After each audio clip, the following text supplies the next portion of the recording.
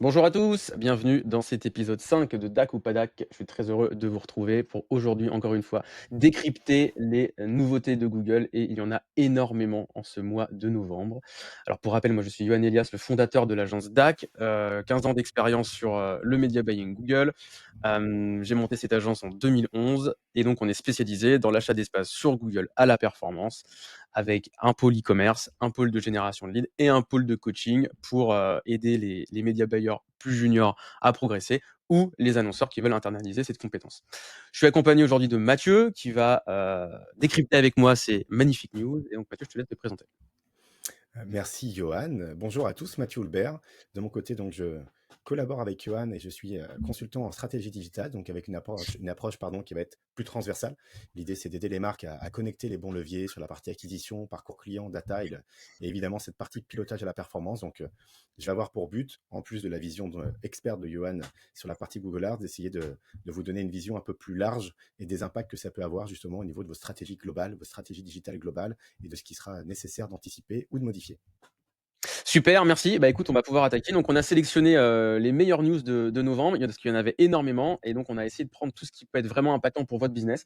Et puis bah donc Mathieu, c'est parti, je te laisse embrayer sur la première news du coup. Là, ça y est, enfin, une annonce officielle de la part de Google sur la partie Privacy Sandbox. Donc ça, c'est un sujet, petit rollback pour ceux qui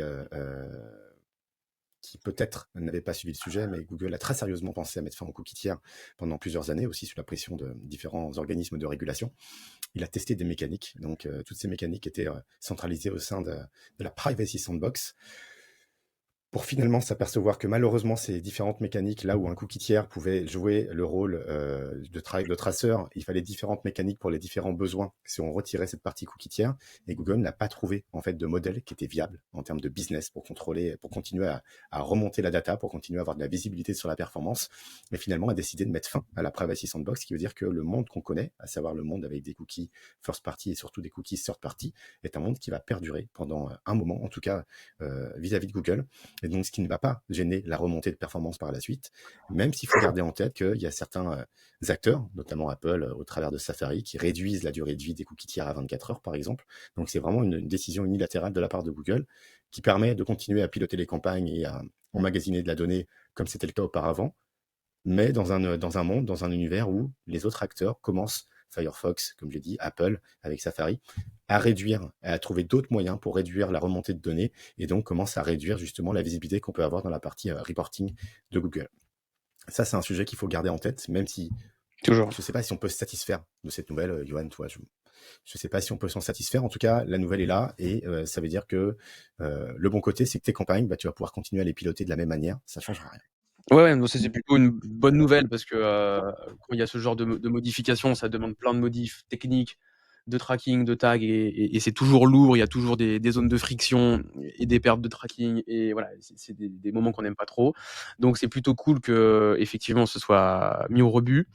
Maintenant, il faut toujours rester vigilant, essayer de garder du tracking server-side parce que c'est quand même vachement plus puissant. Enfin, c'est des sujets qu'il faut garder à l'esprit, qu'il faut surveiller en permanence parce que ça bouge beaucoup. On n'est pas à l'abri que Google rechange son fusil d'épaule dans quelques semaines. Donc c'est ouais, c'est quand même maintenant de plus en plus le nerf de la guerre parce que si on mesure pas bien, on peut rien faire quoi. Hein. Là où effectivement il y a 15 ans on pouvait réussir à faire quelque chose même si on n'avait pas des trackings qui étaient incroyables. Là maintenant c'est terminé. On ne peut rien faire sans tracking.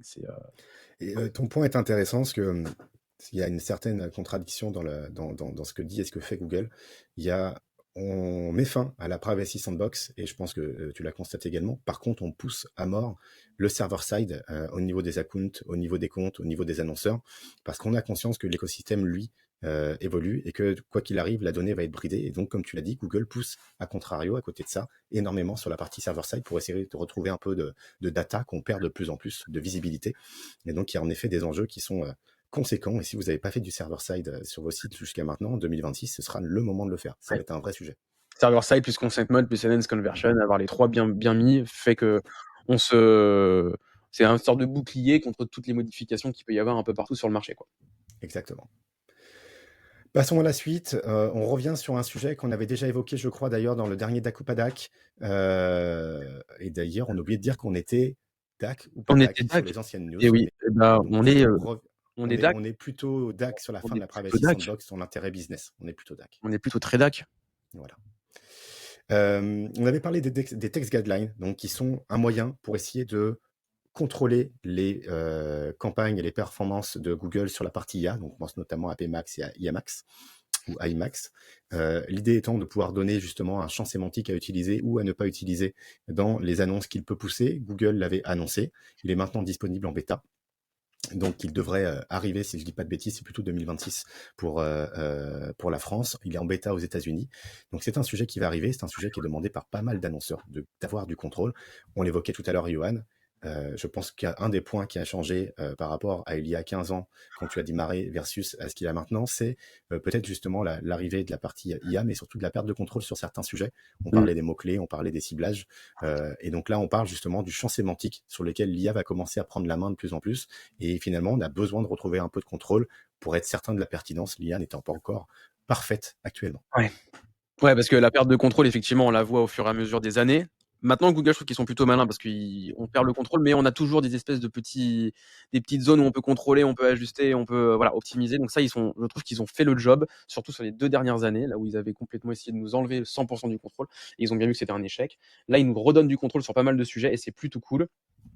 Là, par contre, on touche à un truc très central quand même, qui est la façon dont on parle aux consommateurs. C'est le nerf de la guerre quand même. Qu'est-ce qu'on leur dit? Et c'est là peut-être que la perte de contrôle est le plus compliqué à accepter.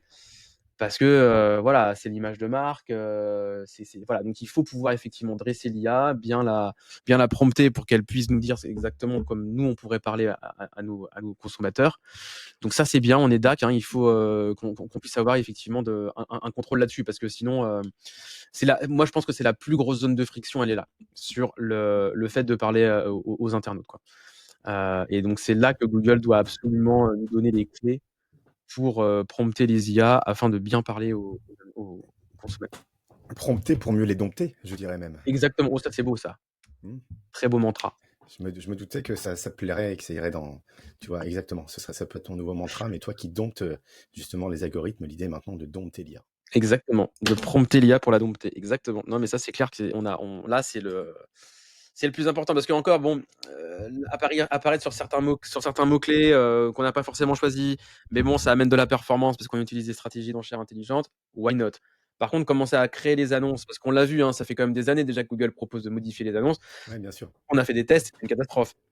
Là, avec l'IA, je pense que ça va être de mieux en mieux. On le voit aussi avec les assets vidéo et les assets images qu'ils proposent via Pomeli, on en parle plus tard, et même Asset Studio dans l'interface.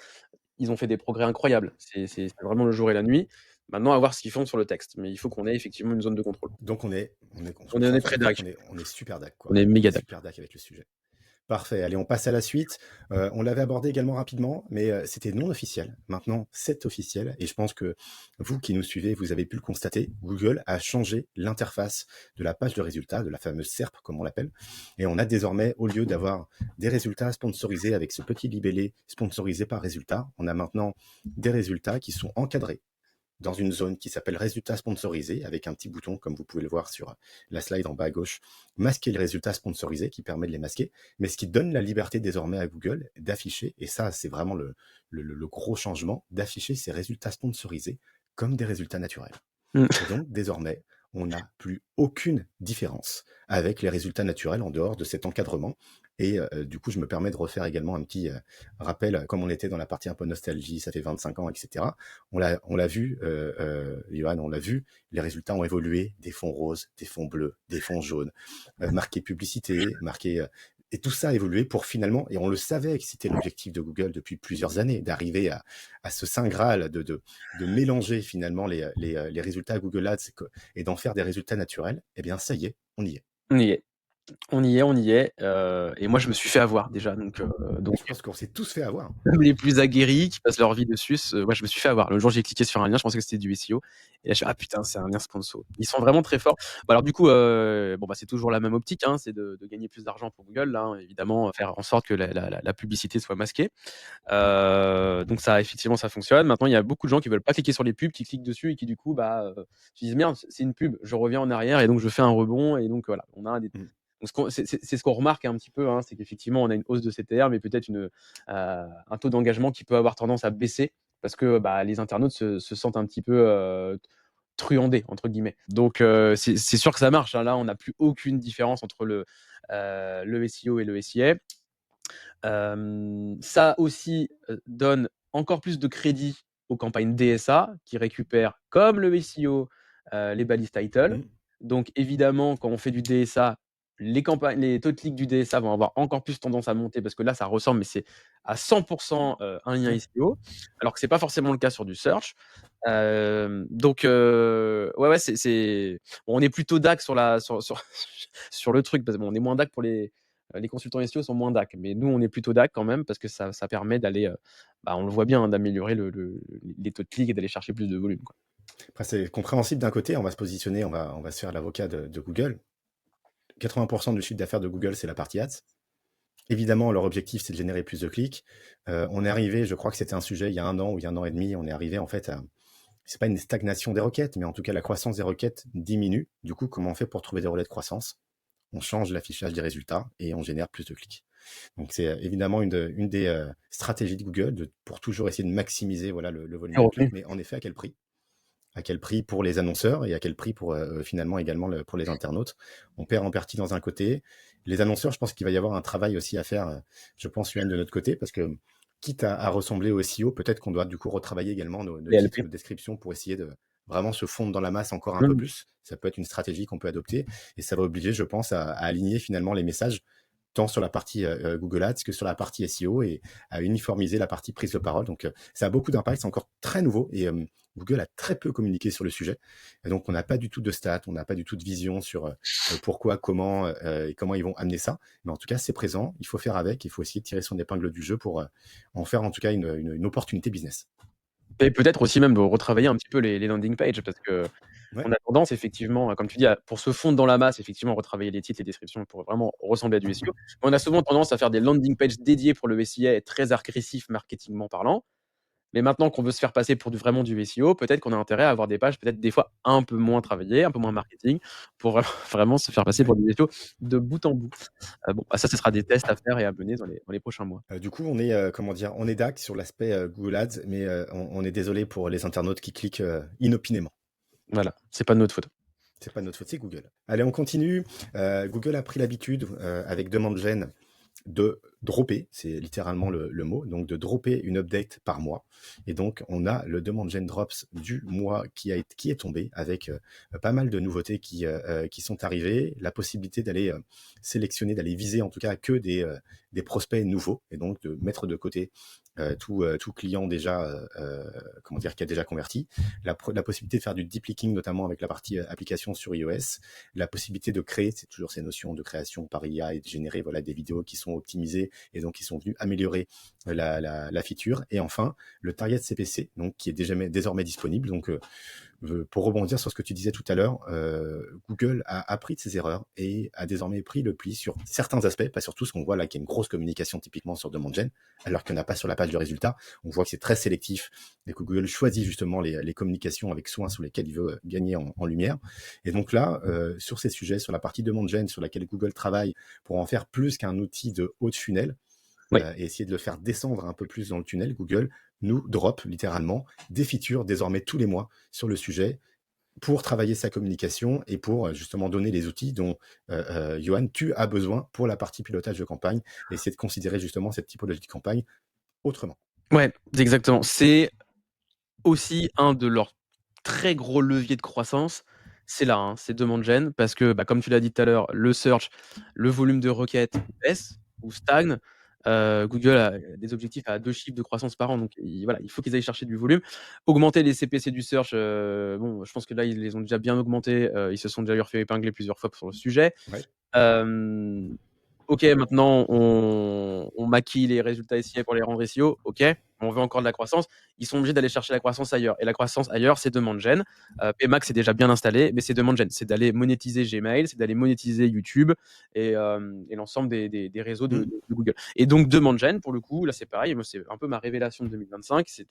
C'est des très bonnes campagnes, il y a de plus en plus de choix sur ce qu'on veut, où on peut apparaître ou pas. Tous ces nouveaux leviers, d'optimisation sont très bien, les targets CPC, les créations optimisées. On arrive à faire des campagnes et des créas très sympas, sans être un graphiste expérimenté. Donc c'est très bien. Le mode du customer only, c'est exactement ce qu'on demande à Demand Gen. Donc c'est Ouais. très bien. C'est vraiment des très bonnes campagnes. Il y a pas encore la possibilité, et ça c'est quand même un peu dommage, de piloter les campagnes en maximiser la valeur de conversion dès le départ. Donc il y a encore des choses à améliorer de leur côté. Je pense que ça va arriver, mais Oui. c'est un très bon levier, ouais.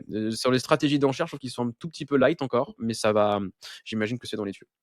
Donc très bien, Dak. On est DAC et je me permets de rajouter également un élément. Le volume de requêtes, la croissance en tout cas, a tendance à ralentir. Ça fait aussi écho à un autre usage, à l'usage justement de la voix dans l'utilisation des téléphones, où on dit trouve-moi, comment dire, trouve-moi un produit, trouve-moi un service, et donc trouve-moi, comment dire, comment faire, trouve-moi un coiffeur qui n'est pas loin, etc. Et ou montre-moi justement comment monter tel ou tel meuble, j'en sais rien.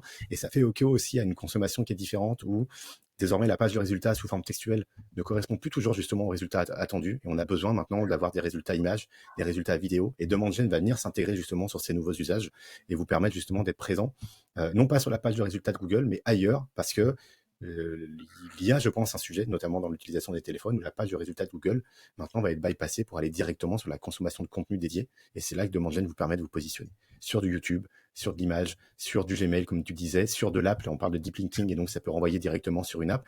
Il y a, à mon avis, voilà une baisse de consommation, une baisse d'affichage de la page de résultats qui va commencer à être de plus en plus flagrant dans les mois et dans les années qui viennent pour aller directement là où la réponse peut se trouver.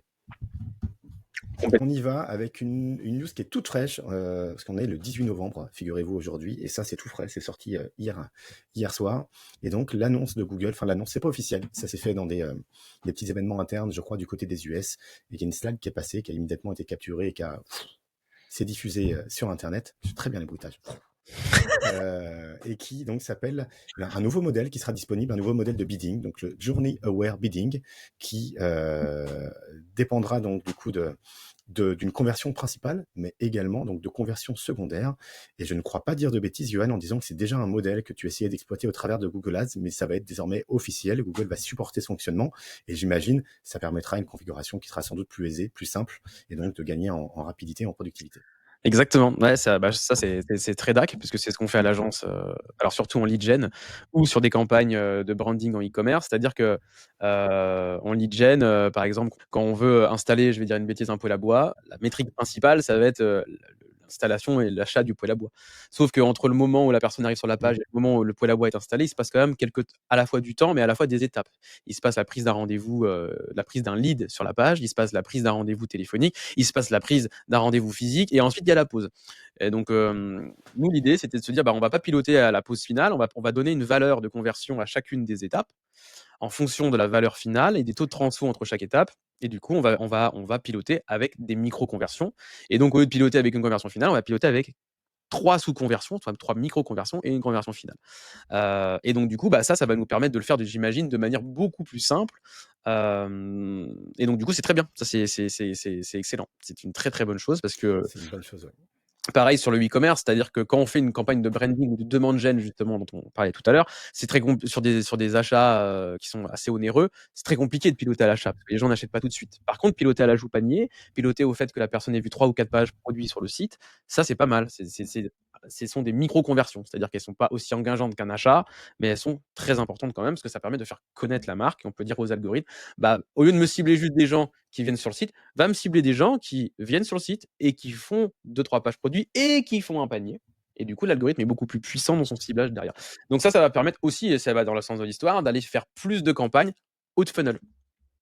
Petite précision, hein, il y a cependant une petite contrainte, donc il faudra que ta campagne soit configurée en target CPA. Pour l'instant, c'est annoncé de cette manière. Et donc ce sera sur un pilotage en target CPA que Google pourra proposer ce Journey Aware Bidding.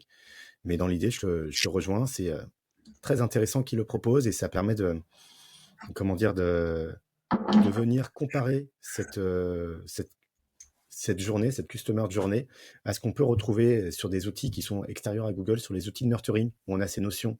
À chaque fois que quelqu'un vient sur le site ou consomme vos contenus, on a un score qui vient augmenter pour atteindre, comment dire, un palier. Et ben là, on retrouve un peu cette notion. On va pousser de la micro-conversion qui va donc pousser Google à être de plus en plus pertinent par rapport à ce qui aurait été consommé en micro-conversion pour arriver à une conversion finale. Donc, il y a cette notion de petite étape, de petits jalons avant d'arriver à la conversion finale qui rappelle voilà, ce fonctionnement de nurturing qui est, je trouve, très intéressant et qui pourra peut-être pousser, ce que je ne suis pas certain que tout le monde, là, tu en parlais de ton côté, Johan, sur le fait que tu le mets en place et que les micro-conversions sont un sujet déjà essentiel pour la partie pilotage, mais je ne suis pas certain que tout le monde ait ce réflexe-là. Et ça, c'est quelque chose qui va pousser justement dans le bon sens de l'histoire un certain nombre d'accounts ou peut-être d'agences à justement faire attention à traquer ces micro-conversions pour alimenter Google, donner plus de data et lui permettre d'être plus fin Bah, dans son bidding. c'est la clé, hein. C'est vraiment la clé, c'est d'être fin dans le bidding et de donner de la data, la bonne data à l'algorithme. Il faut faire attention à pas donner n'importe quoi comme data et pas lui en donner trop justement aussi. Donc, Tout à fait. c'est là le rôle de conseil que nous on a. Mais c'est vraiment, c'est game changer pour moi ça. Eh bien, on l'attend, c'est prévu en 2026. Pour l'instant, c'est disponible nulle part. Ça a été voilà, discuté dans un événement interne. C'est prévu en 2026. Évidemment, on gardera nos oreilles grandes ouvertes pour vous en parler dès qu'on a un peu plus de news sur la partie déploiement. Et je vous propose de passer à la suite avec, on en parlait tout à l'heure, un Pmax qui ne cesse d'évoluer, qui ne cesse de s'améliorer, comme le disait Johan. Et maintenant, on a désormais les Waze Ads qui sont intégrés dans les rapports Pmax. Encore une fois, Google fait gage de transparence, un travail après cette partie Pmax, comme tu l'as dit, une opacité totale lorsque ça a été lancé, ce qui a généré énormément de friction et comment dire, un effet anxiogène de la part des account managers sur des campagnes complètement opaques sur Pmax. Google travaille depuis maintenant un moment, on en parle déjà depuis plusieurs épisodes, à plus de transparence. Et donc on a Waze qui s'intègre désormais à Pmax et qui est disponible également dans les rapports où on verra ce qui provient de Waze dans les campagnes Pmax. Et évidemment, on ne peut que s'en féliciter. Exactement. Et donc pour tous les annonceurs qui ont des magasins physiques, c'est très, très bien ça. C'est très Donc, intéressant. c'est pas une grande nouvelle, mais ça permet encore de mettre la lumière sur Pmax qui, désormais, vraiment, je sais pas s'il en reste d'autres, des petits supports ou des petits canaux qui n'ont pas encore été intégrés à Pmax. Je crois qu'on a fait le tour désormais, que c'est complet. Mais du coup, on a vraiment voilà, cette centralisation désormais qui est à 100%, où quand vous faites du Pmax, vous pouvez apparaître partout. Et ça, pour le coup, c'est vrai que c'est pratique, ça va dans le bon sens. Et en continuant à optimiser et à mieux dompter Pmax, on parle vraiment de dompter, je pense, pour toi, Johan, on devrait pouvoir gagner énormément de temps sur la partie pilotage. Ouais, complètement, complètement. Ça, c'est une très bonne nouvelle. C'est une très bonne nouvelle. Alors après, c'est pas pour tous les annonceurs, hein. Faut avoir des boutiques, voilà. Ouais. Ça, là, on touche à vraiment une micro niche d'annonceurs, Ouais, mais sur la partie Wave. Après, Pmax donne cette flexibilité maintenant, de choisir exactement. où tu Ouais, veux apparaître, où tu ne veux pas apparaître. Donc normalement, ça devrait correspondre à tout type de besoin. exactement. Non, non, c'est top. C'est vraiment ils sont en train de, bah, ils ont écouté les annonceurs et les consultants en fait, hein. Je crois que c'est surtout ça et c'est bien. C'est bien. Je l'évoquais tout à l'heure, Google, je vais essayer de faire une intro pertinente. Ça a été le cas pour la partie Google Ads avec Google qui avait du mal à pénétrer tout ce qui était TPE et petites PME. C'était une difficulté pour lui. Et à l'époque, il avait sorti AdWords Express, pour ceux qui s'en souviennent encore. Waouh! Avant, comment dire, ouais, rollback dans le temps. On est très nostalgie durant cet épisode. Et Google avait sorti AdWords Express parce que il y avait par définition un inventaire d'annonceurs qu'il n'arrivait pas à adresser parce que faire des campagnes, ça coûtait quand même un budget. Tu le disais, tu passais du temps à créer les campagnes. C'était 2-3 jours de setup. C'était un budget qui était, en plus pour des PME, des petites PME ou des TPE, asymétrique, avec en général des honoraires qui coûtaient plus cher que le budget qui était dépensé tous les mois. Donc, c'était pas intéressant pour eux. Et Google travaille depuis des années, et donc a travaillé à l'interface de Google Ads, comme tu l'as dit, qui est maintenant beaucoup plus simple en termes de lancement et qui a retiré beaucoup de friction au lancement et qui facilite et qui diminue les honoraires de setup. Mais il reste encore, même si ça a tendance à diminuer, cette partie assets digitaux qui devient prépondérant dans les stratégies. On va parler de vidéos, on va parler d'images, où là, ça coûtait toujours un billet de faire des images, de faire des bannières, de faire des vidéos. Ça veut dire prendre un prestat dédié, prendre un designer, et ce budget qui était mis dans la création des assets, il n'était pas mis où? Il n'était pas mis dans la partie budget des campagnes. Et ça, évidemment, Exactement. Google l'a compris et au fur et à mesure a commencé à sortir des outils. Tu l'as évoqué, Johan, avec Asset Studio, qui est désormais intégré dans la partie Google Ads. Et désormais, Google, d'ailleurs, l'angle de cette manière sur la partie communication, un outil IA marketing à destination des PME qui s'appelle Pomeli et qui permet d'aller scanner votre site et ensuite de générer un résumé de votre charte graphique que vous pouvez personnaliser, les couleurs, les polices, le ton, etc. Et de vous générer directement des images en ayant scanné votre site. C'est des choses qui étaient déjà disponibles plus ou moins au travers de l'interface de Google, mais on l'a dit, même si Google a fait des efforts sur l'interface, ça reste, il y a certaines complexités qui perdurent dans l'outil pour réussir à comprendre comment fonctionnent les campagnes, etc. Là, c'est un outil qui n'est dédié qu'à ça, qui est accessible pour l'instant qu'aux US. Donc moi, j'ai pu faire le test, et vous le voyez en bas à gauche avec des annonces générées au travers du site de l'agence, agence-dac.fr d'ailleurs, pour ceux qui veulent passer faire un petit tour sur le site.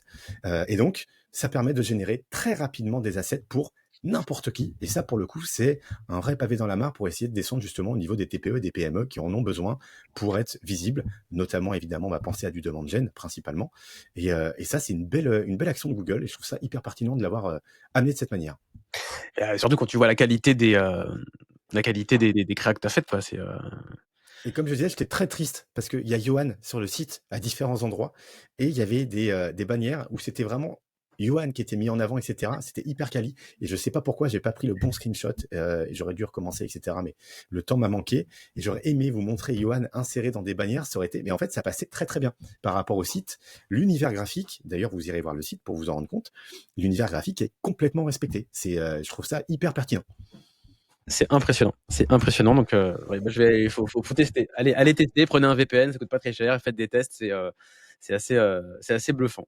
Et vous avez la main sur les titres, sur les descriptions, etc. Vous pouvez les modifier avec vos petits doigts. Enfin, c'est pour le coup, on aime. C'est les outils simples qui fonctionnent bien, et qui font le taf. C'est vraiment le genre de truc qu'on adore, et qui rend d'un coup accessible des choses à un certain nombre d'acteurs qui, peut-être, avaient peur d'y aller. Et donc, ça peut, évidemment, l'intérêt de Google, c'est la possibilité de lancer des campagnes plus facilement avec des assets qui sont déjà préparés. Parce que, si je dis pas de bêtises, Johan, Google réclame, typiquement sur du PMax, plus tu as d'assets qui sont disponibles, plus Google va te favoriser. Et demand gen aussi, hein, c'est-à-dire que Et demand plus gen, pardon, c'est eh oui. demand gen que je Non, voulais mais dire, les pardon.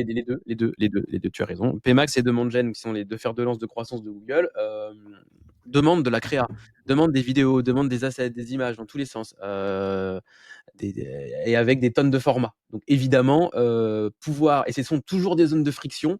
Ah ouais, mais mon annonceur, il peut pas lancer parce qu'il a pas de bonnes images. Ses images sont pourries, ses vidéos sont pas bonnes non plus. Donc on peut pas lancer de Pmax, on peut pas lancer de demand gen, on peut pas toucher tous les formats des deux plateformes. Donc avec ça, Google dit ben ouais, pas de problème. On va tout vous créer et vous allez pouvoir Pas de lancer, problème. faire vos tests. Et ça enlève une épine du pied à la fois à l'annonceur, mais aussi à nous, hein, parce que des fois, nous, on était un peu bloqués sur certains. Et puis, même nous, tu vois, moi, je m'étais posé la question à un moment donné Mmh. de monter chez DAC peut-être un petit studio créa pour dépanner nos annonceurs. C'est pas besoin, en fait. Déjà, c'est pas mon métier d'aller jouer avec des outils créa. Mais alors là, pour le coup, c'est très simple. N'importe qui peut faire de la créa, quoi. Donc, c'est vraiment, c'est incroyable. C'est génial. Ouais, pour le coup, ouais, on est très très fan. Google très actif en ce moment avec Nano Banana, Pomeli. On sent qu'il y a une volonté de s'installer, ce qu'il avait perdu du terrain par rapport à ChatGPT ou à Midjourney sur ces sujets-là. Et là, il rattrape considérablement ce retard. Et en plus, je parie qu'il y aura une intégration qui permettra de switcher d'un outil à un autre plus facilement, etc. Comme c'est le cas pour Asset Studio qui est directement imbriqué dans Google Ads. Je pense que Pomeli permettra, à mon avis, d'être intégré sur différents outils. Et d'ailleurs, petite anecdote, je l'ai pas mis, mais j'aurais pu. Google teste actuellement des outils pour aller directement récupérer les créas de d'autres canaux. Et donc actuellement, si tu fais des créas sur le test se fait sur X, si tu fais des créas sur X et tu fais du Ads, Google te permet directement maintenant d'importer les créas que tu utilises sur Ads, sur X. Et je ne serais pas étonné que ça arrive, évidemment, pour les campagnes Meta. En général, c'est là que ça se passe. Meta, Oui. TikTok, c'est là qu'on va voir ces créas. Mais je ne serais pas étonné que Google te propose d'aller chercher tes créas et de C'est les très, importer oui. directement. Ah oui, j'ai travaillé un peu la sonorisation, j'aime bien, tu vois, tac tac. Et donc Google travaille à récupérer ce qui se fait en fait à la main. On en parlait d'ailleurs Et il le proposait avec déjà, en l'équipe. fait, d'aller récupérer, en fait, tu mettais ton lien Instagram ou ton lien Meta, il pouvait aller choper, comment tu fais, fouitout, fouitout, il pouvait aller choper, aspirer les images de ton, de ton Insta et de ton Facebook, et te les proposer de les mettre dans. Mais bon, c'était pas super bien fait. C'était bon. Là, à mon avis, ils vont permettre de carrément faire des ponts, et ce sera très bien, quoi. On adore, c'est magnifique. Allez, on continue. Une news qui est intéressante. Vous le savez, donc ça fait un moment qu'on en parle d'iMode, et Google permet désormais outre-Atlantique, côté US, de pouvoir demander à iMode de faire des actions pour soi, donc ce qu'on appelle évidemment la partie AI agentique, où on a un agent qui va gérer des actions pour nous de manière automatisée. Et donc, en l'occurrence, on peut maintenant prendre des rendez-vous pour du bien-être ou pour des rendez-vous pour typiquement aller au spa ou réserver des billets pour un concert, etc., de manière complètement automatisée. Petite parenthèse sur le sujet, ces fonctionnalités sur une IA agentique ne fonctionnent que si vous utilisez un navigateur qui est associé à l'IA. En l'occurrence, on parle de l'IA de Google, donc on parle de Chrome. On va en parler un peu plus loin. OpenAI fait la même chose avec ChatGPT et maintenant Atlas. Et donc, ça dépend de la techno du navigateur qui est utilisé derrière. Il y a une dépendance entre les deux. Par contre, pour revenir à un autre sujet qui nous intéresse, Johan, ça pose une problématique, c'est que les IA commencent à se balader et à cliquer sur des liens. Et ça, c'est un sujet. Donc, ça pose, je pense, Johan, pas mal de questions. Oui, ça pose pas mal de questions. Est-ce que Google considère que l'IA est un humain et compte les clics? Est-ce que comment nous on doit parler à l'IA, parce que nous on fait des annonces pour améliorer les taux de clics, mais aux yeux des internautes, comment l'IA réagit à nos annonces? Donc ça pose pas mal de questions. Donc si l'internaute demande à l'IA d'aller lui réserver un billet d'avion avec une promotion, et du coup, ouais, il faut peut-être qu'on mette plus en avant les promotions pour parler à l'IA. Est-ce que demain, on pourra se dire, on a des campagnes pour les IA et pour les humains? Enfin, est-ce qu'on a des annonces qui parlent aux IA? Est-ce qu'on a des annonces qui parlent aux internautes? Ouais, c'est passionnant, mais ça, pareil, ça peut être sur le ça. Ça pose tellement de questions, de savoir comment il va choisir le lien sur lequel il va cliquer. Et Ouais. du coup, comment nous, en tant qu'agence, on pourra essayer de se démarquer. En fait, c'est une zone d'ombre, on n'a pas de réponse pour Non. l'instant, en fait. On ne sait pas.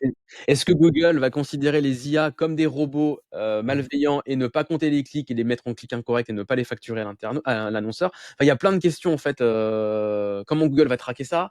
Donc ouais, ça va être passionnant aussi.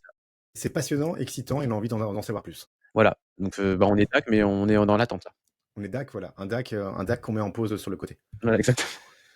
Et on continue sur la partie IA, cette fois avec du Google Shopping, avec Google qui lance justement une grosse mise à jour de shopping. C'est que aux US par contre, pardon, c'est que aux US. Par contre, c'est pas en France avant 2026, mais ils le font évidemment avant ce Black Friday qu'on connaît.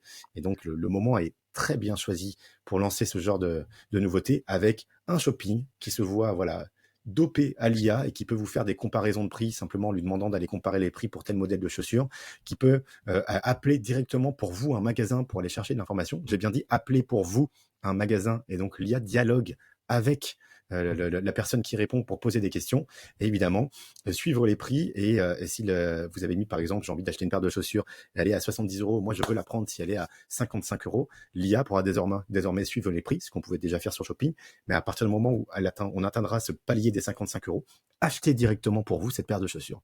Et ça, de la même manière, on revient un peu à ce qu'on disait sur cette partie IA agentique dans la news précédente. Ça change également beaucoup d'usages et ça change le paradigme justement sur comment les agences vont venir s'insérer dans cette automatisation grandissante, notamment sur Shopping, qui là, Shopping, Johan, en termes d'intention d'achat, on y est. Ah oui, c'est énorme, c'est énorme. Alors après là, je pense que c'est que dans l'onglet shopping pour l'instant et pas dans l'onglet tous avec Tout à fait, tout à shopping. fait. Voilà, donc C'est ça, c'est uniquement encore sur Shopping. voilà, donc ça c'est quand même très peu de volume, hein, l'onglet shopping. Donc pour l'instant, si ça reste que sur l'onglet shopping, bon, ça va être un peu anecdotique, mais j'imagine et j'en suis quasiment certain qu'ils vont le déployer ensuite sur l'onglet tous pour que les internautes fassent des requêtes S'ils avec. permettent de réserver des événements et de booker des spas, il y a des chances qu'à un moment tu puisses acheter ta paire de chaussures. Ouais. C'est certain à 100% que ça va être déployé partout et pas que sur l'onglet shopping. Donc alors ça pour le coup, je vais radoter par rapport aux autres épisodes, hein, mais ça, on en revient à l'optimisation du flux, à avoir des flux bien propres, à avoir des promotions permanentes et surtout de bien les mettre dans, parce qu'il y a des annonceurs qui ont des promotions sur leur site mais les mettent pas dans Merchant Center. Donc ça, c'est vraiment important de le mettre et de les relayer en permanence. Google a d'ailleurs sorti une news qui permet d'aller automatiquement chercher sur le site les promotions et de les mettre directement dans Merchant Center. Donc ça, c'est pareil, c'est un contrôle à faire. Et peut-être qu'il va falloir donner un peu la main à Google aussi sur la partie promotionnelle, en fonction de ce que les internautes, des sortes de règles. OK, on est OK de faire un discount de 10 € sur ce produit si la personne le demande dans son prompt. Et d'avoir une sorte de dynamisme. Ça peut être aussi il y a des sites qui faisaient ça là, ces discounts à une période où ils disaient bon le prix est à 30 €, moi je veux pas l'acheter, mais t'es prêt à mettre combien du coup? C'est des enchères inversées. Ouais. Ça sera pas du coup l'occasion d'en remettre pour Google à l'intérieur du shopping. Voilà, et donc du coup, faire du yield Est-ce management. qu'au final, on peut pas se dire que, tu vois, l'avenir, c'est, il y a du IMAX et il y a du shopping, au final? Parce que ton flux shopping, je pense qu'il va devenir, comme tu le dis, ça va devenir la matière première pour tout ce qui va être bas de funnel, pour que Google puisse remonter justement les informations où que tu sois, parce qu'à la fin, c'est où que tu sois, sur ton téléphone, sur ton PC, dans n'importe quelle app, etc. Et IMAX qui permet de générer justement les annonces par rapport aux objectifs que tu auras configurés dans les text guidelines ou dans autres. Et finalement, le couple IMAX et shopping va, à mon avis, Pour le search, perdurer et va prendre toute son importance pour le search. sur les années qui viennent. Ouais. Ouais, ouais, pour le search. Ce sera soit shopping auto un peu piloté comme ça, plus DSA ou plus IMAX. Mais oui, effectivement, Et, plus, et avec un petit peu de PMax, comme tu le dis, pour aller en dehors du search. Mais voilà, oui, d'ailleurs, parce que on là, ça sent fait la que le propre, sonorité, hein. hein, IMAX, PMax. Donc on voit que voilà, évidemment, il va y avoir ce couple. Et cette partie shopping qui, je pense, comme tu l'as dit, je crois que tu me l'avais déjà dit, hein, que finalement, est-ce que Google serait pas en train de transformer l'ensemble des sites quand même, sous format d'un flux shopping, et ce serait pas suffisant finalement par la suite pour générer du business et du chiffre d'affaires, et que c'est le flux shopping qui va compter plus que le site? Oui, c'est déjà un peu le cas, hein. Le flux shopping, là, c'est vraiment un miroir. D'ailleurs, Google a aussi sorti une news qui va scraper directement les sites pour créer des flux en fonction de ce qui scrape sur le site, quoi. Donc, le flux shopping va devenir le nerf de la guerre. C'est déjà un peu le cas, hein, mais ça ne va ne faire qu'augmenter ça. Ça, j'en suis convaincu. Bien. Et donc à méditer. À méditer, ouais. Allez, on arrive sur la fin de la présentation avec deux news. J'y ai fait référence tout à l'heure. Cette news qui n'est pas anodine. ChatGPT qui sort son propre navigateur. Pourquoi ChatGPT sort son propre navigateur? Parce que pour avoir une IA agentique qui fonctionne avec un navigateur, il faut avoir la main sur la partie techno. Et donc, ils ont sorti Atlas, qui permet, comme la propose Google, d'aller réserver des événements, des rendez-vous bien-être, etc. Et ben, Atlas propose de faire exactement la même chose, de prendre la main sur votre navigateur et d'aller faire des actions pour vous. Il y a donc fort à parier qu'il y ait dans les mois et les années qui viennent un morcellement qui soit plus conséquent du parc des navigateurs. C'est Chrome qui détient la majorité actuellement, mais il y a fort à parier qu'avec l'adoption de ChatGPT, ce soit un peu plus morcelé, et donc ça pose d'autres problèmes, je pense, Johan, sur la partie tracking, évidemment, la partie tracking des performances qui reste le nerf de la guerre. Mais du coup, la dépendance étant tellement forte sur la partie techno, ChatGPT l'a fait, d'autres acteurs d'ailleurs de l'IA l'ont fait également, et ça vient marquer également le changement de paradigme avec non plus des requêtes, mais des échanges conversationnels avec l'IA pour aller acheter des choses qui vont poser également, voilà, on revient sur les sujets de comment on va s'afficher, comment vont s'afficher les ads, comment vont-ils s'insérer justement dans ces résultats. On n'a pas encore la réponse, c'est très excitant. Ouais, C'est des nouveaux usages, il y a plein de choses à faire, on sait juste pas encore comment ça va fonctionner, mais on a très envie d'y être, et c'est pour ça qu'on vous en parle. exactement. Ouais, c'est excitant. La guerre est déclarée, là, hein. Franchement, Ouais. on peut le dire, hein. Là, c'est bon, c'est parti. D'ailleurs, la slide d'après le montre bien. Merci pour cette transition dont je profite. Je te laisse en parler. Voilà, donc du coup, ChatGPT là, lance officiellement la guerre contre Google en glissant une petite pique assez sympathique sur le search, en disant en gros que Google, s'il faisait bien le travail, il n'y aurait pas besoin de faire des annonces. Donc ça, c'est... Mais ce qui est pas, on est d'accord que Oui, oui, oui, c'est pas dénué de bon sens. c'est une pique légitime. C'est une pique Ouais. légitime. Mais voilà. En tout cas, il commence à se taper dessus vraiment frontal dans les médias. Donc c'est intéressant. Donc, et puis, plus Atlas qui sort. Là, voilà, on est en frontal. Ils vont lancer des choses très similaires tous les deux. On en revient à l'économie des réseaux et voilà, qui va gagner en fait, hein, parce qu'il y en a un qui va sortir. Évidemment, ça va pas. Ils vont pas rester à 50-50. Il y en a un qui va gagner avec les économies des réseaux. Je vous envoie la théorie des réseaux économiques pour savoir comment ça fonctionne. Mais c'est évident qu'il y en a un qui va gagner via ce qu'on appelle le winner takes all effect. Il y en a un qui va sortir du jeu et qui va gagner. Ils pourront pas rester à deux sur le même. Ils pourront pas rester à deux. On le voit sur l'ensemble des réseaux. En général, il y a toujours un réseau qui gagne. Et donc, ça va être passionnant parce que la guerre est enclenchée et on va voir comment ça se déroule, quoi. Et toi, tu mises sur qui? Moi, mon cœur va à Google, évidemment. Moi, je pense que De d'ailleurs, manière pragmatique, moi, je te rejoindrais, Google ayant emmagasiné la data. 25 ans de données sur Warren les Buffett, usages. Warren Buffett vient d'investir plusieurs milliards dans Alphabet, là. Ça, c'est un Ouais. signe. Ça, c'est un signe. Il l'a fait il y a 2-3 jours, c'est sorti, j'ai vu ça, j'ai fait OK. Je l'ai partagé sur LinkedIn d'ailleurs. Warren Buffett vient d'investir plusieurs milliards de dollars dans Google. Voilà. Donc ça, Si on reprend, en général, il n'est pas trop mauvais en investissement, cet homme-là.